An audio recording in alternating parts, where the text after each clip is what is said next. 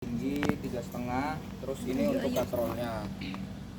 Terus untuk bebannya itu sendiri itu seberat 28 kilo. Jadi nggak bisa kalau misalkan ngangkat sendiri. Siapa yang ngangkat sendiri tadi?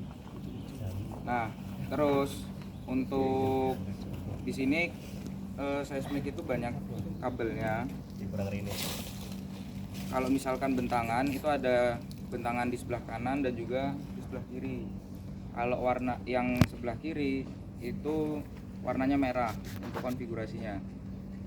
Jadi dimanapun orientasinya ketika nanti di lapangan mau ngadep ke timur, barat, utara, selatan, yang penting ketika pemasangan base itu posisi dari kabel warna merah harus di sebelah kiri. Sedangkan kalau misalkan yang warna kuning itu di sebelah kanannya. Nah, terus lanjut ke receivernya. Ini yang disebut dengan kabel gurita itu. Jadi ngehubungin antara grouping dari geofone ke main unit. Jadi ada dua, warna merah sama kuning. Untuk yang warna kuning itu dari 13 sampai 24. Sedangkan yang warna merah itu dari 1 sampai 12. Jadi makanya ada 6 grup. Nah, per grup ini isinya itu ada 4 geofone. 4 geofone yang saling dihubungkan dengan menggunakan kabel kecil. Ukurannya segini. Itu antar geofone.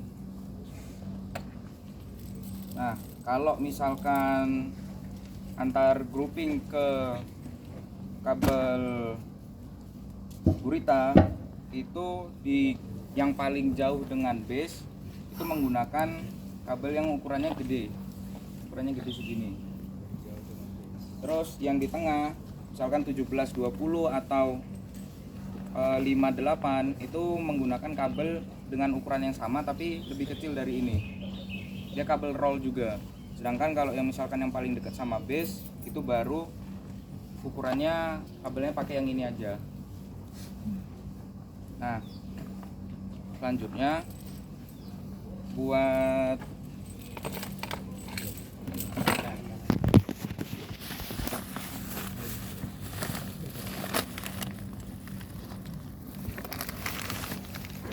kita punya dia jumlahnya ada 24. Tapi di sini ada geofone yang sedikit bermasalah. Nanti bisa kalian lihat ketika kita udah nyoba. Nah, itu fungsi geofone udah pada tahu untuk menangkap dari gelombang yang menjalar di bawah permukaan. Nah, itu tadi untuk kenapa di sini ditandain ada 15, ada 22 segala macam, itu untuk menandakan geofone yang kira-kira kalau misalkan ada yang bermasalah itu mudah diketahui, jadi nggak bingung.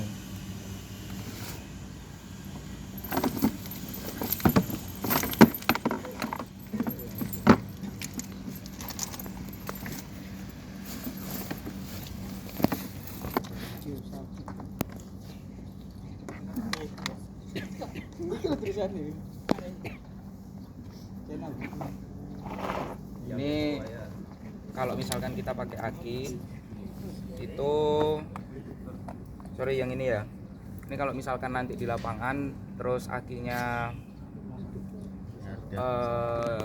kekurangan daya itu biasanya disambungin pakai ini, jadi bisa ngecas langsung di lapangan. Terus kalau misalkan yang warna kuning ini itu untuk ngecas dari aki yang ke geosamnya yang kecil, aki kecil ada. Nah, itu dua aki kecil itu. Yang itu dicolokin kemana? Apa? Ini buat gimana ya? Kalau ini buat dicas. Ini ke aki gede nih. Oke, aki gede buat Ini pakai aki besar, terus ini kan ada Kabel colokannya kan. Nah, ini biasanya pakai kabel panjang itu. Kalau yang itu buat biasa. Nah, terus ini yang warna kuning itu trigger. Jadi di tiap shot itu bakal dipakai dari shot 1, shot 2 sampai shot terakhir. Kalau misalkan ini nggak dipakai berarti nanti geofone kalian nyala terus. Jadi ini trigger ini sebagai pemantik geofonnya untuk nyala ketika shot itu dilakukan. Nah, kalau misalkan trigger ini digunakan, berarti nanti ketika beban dengan platnya ini tumbukan, itu otomatis bakal menghidupkan dari geofonnya. Tapi kalau misalkan kita setting geofonnya ini triggernya ini tidak terpasang, berarti geofon kalian bakal hidup terus.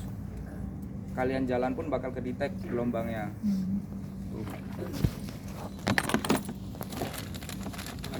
Nah, terus ini yang namanya channel, itu yang menghubungkan antara geofonnya, dihubungkan dengan menggunakan kabel yang kecil tadi.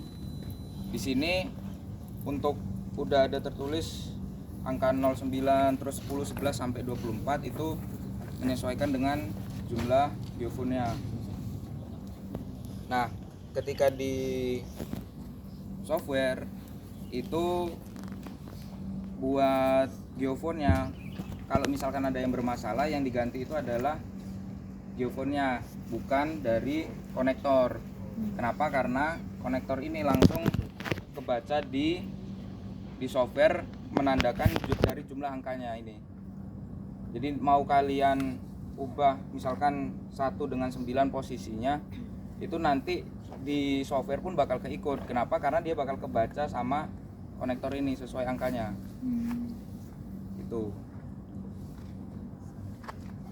Jadi kalau ada masalah di waktu sebelum akuisisi itu kan kalian ngecek dulu tuh. Biasanya itu yang diganti geofonnya, bukan konektor. Karena konektor itu yang bakal jadi penanda, kayak kan konektor ada 1 sampai 24. Itu yang bakal nandain shot kalian ada di mana. Jadi kalau kalian nuker konektornya, berarti ntar shot kalian ketuker. Geofonnya.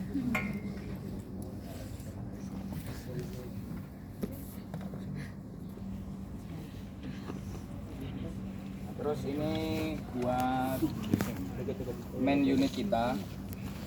Jadi di sini ada kabel sambungan-sambungan itu, yang mana ini sambungannya itu ke kabel gurita. Jadi teman-teman. ini kan di kabel guritanya atau channel extension ya, itu kan ada angka-angka nih 1 sampai 12 sesuai sama nomornya. Nah, itu tinggal dikonekin ke main unitnya sesuai ini 1 sampai 12. Harus urut, sesuaiin sama angkanya yang di sini. Sedangkan kalau misalkan yang warna kuning dari 13 sampai 24 itu juga dicolokinnya sesuaiin sama angka, nggak boleh kebalik. Nah, terus di sini kan ada 3 sambungan juga, itu ke USB dari main unit ke laptop. Ada trigger itu tadi yang warna kuning, sama ini untuk aki. Ini kabel akinya. Nah, untuk konektor yang USB ini itu nggak bisa, makanya kalian harus ngebuka dari bawah. Ya.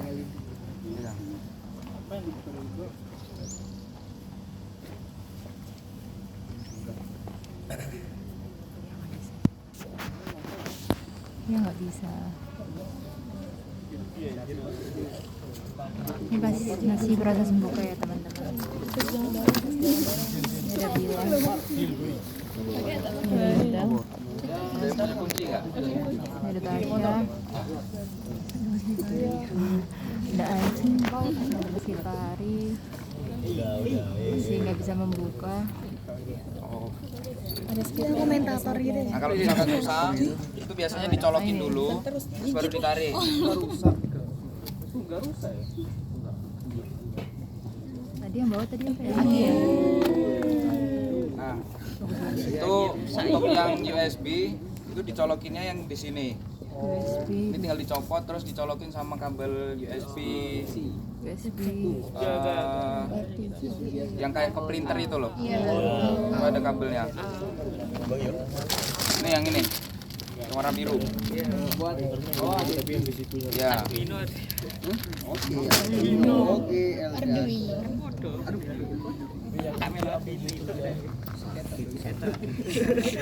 Enggak usah. Enggak, gua enggak iba sama. Kita kayak foto gitu ya. Katanya lu kemarin mah enggak jadi. Udah, makanya kalah kan?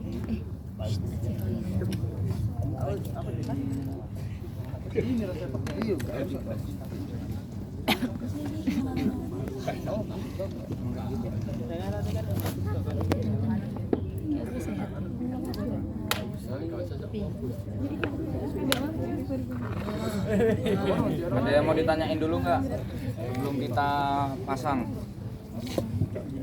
Atau dia sensitif sama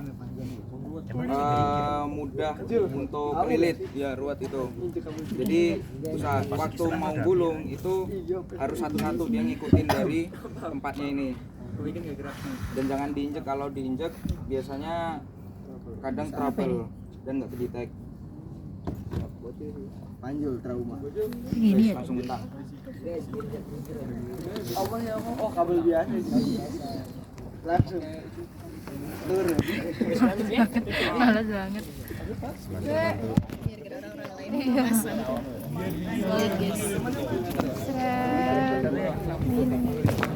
Udah.